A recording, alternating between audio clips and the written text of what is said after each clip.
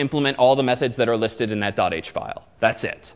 So it's a way of standardizing functionality that different objects implement so that you can be guaranteed that they'll respond to certain method calls.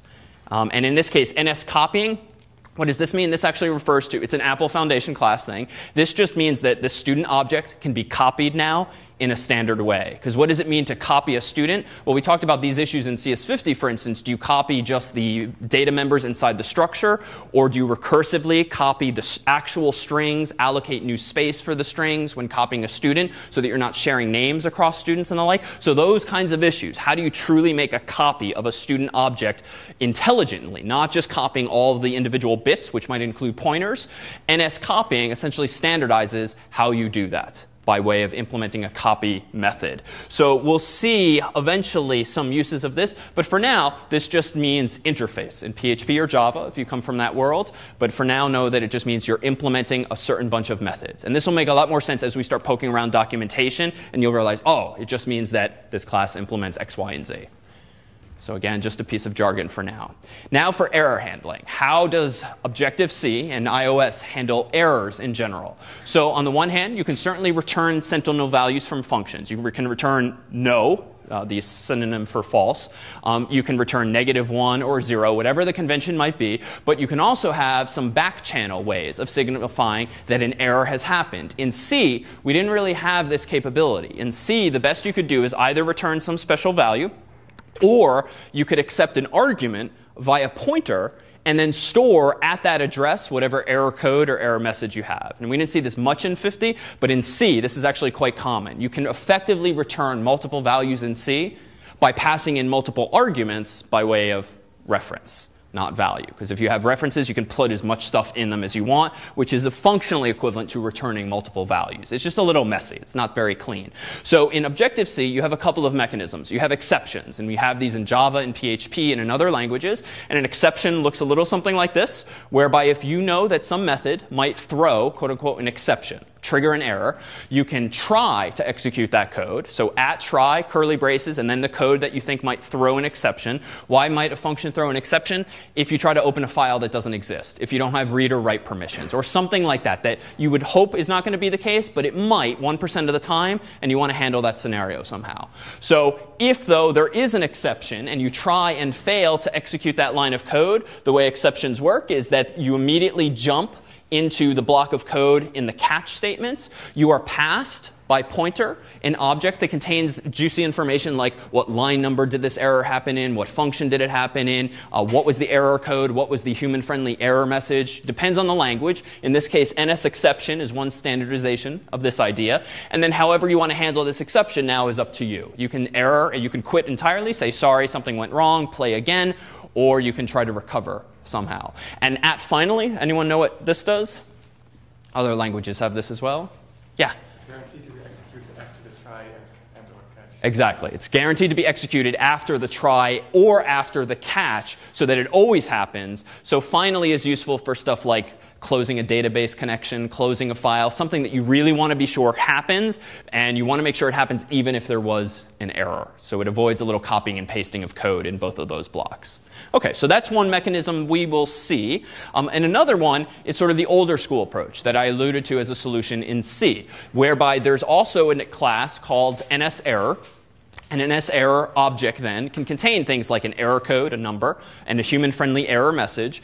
And the convention with some iOS code is that if the bar method, or rather if, let's say, so if rather the foo object might actually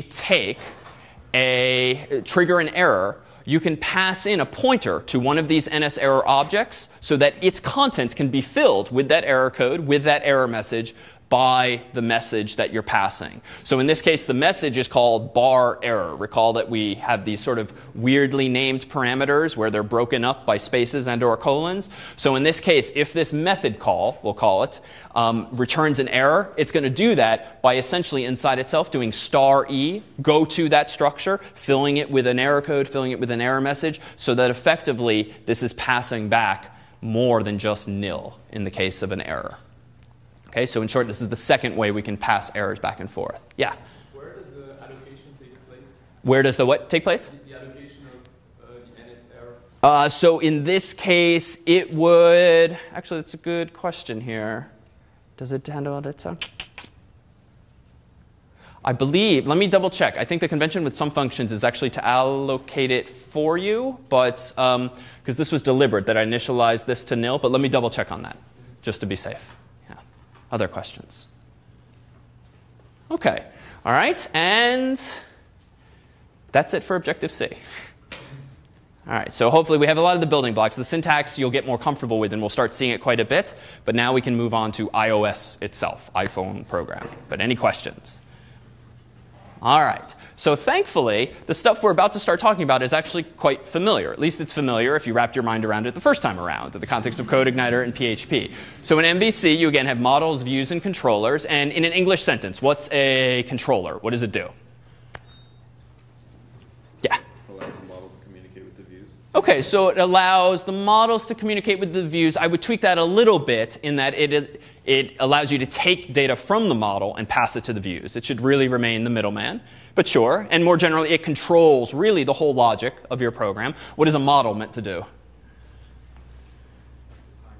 To find data. So the model talks to your database, or it represents some real-world entity, like a student model could represent a student, or a student's model could represent a whole collection of students in a database. And how about the view? Yeah.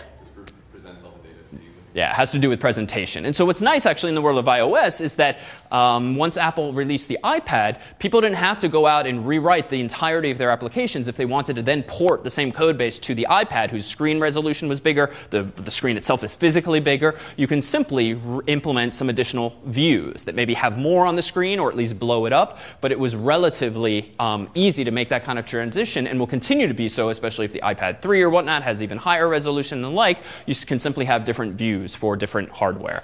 Same thing can be possible with Java in the Android world.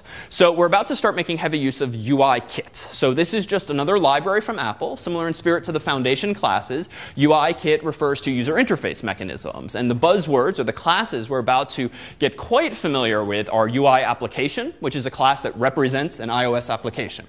UI application delegate, which really represents the brains behind a iOS application. It's to whom you delegate control of the application, as we shall see. A UI view is just a view. It is a very generic class that represents the notion of a presentation layer. And so when we see things like buttons and text fields and the like, turns out those are going to be descendants of a more generic class called UI view. So a UI view has something to do with aesthetics and presentation. So all the little user interface widgets with which you're familiar on your smartphone are going to descend typically from that class. UI view controller. Now this is where Apple jargon gets a little confusing. A UI view controller is a controller.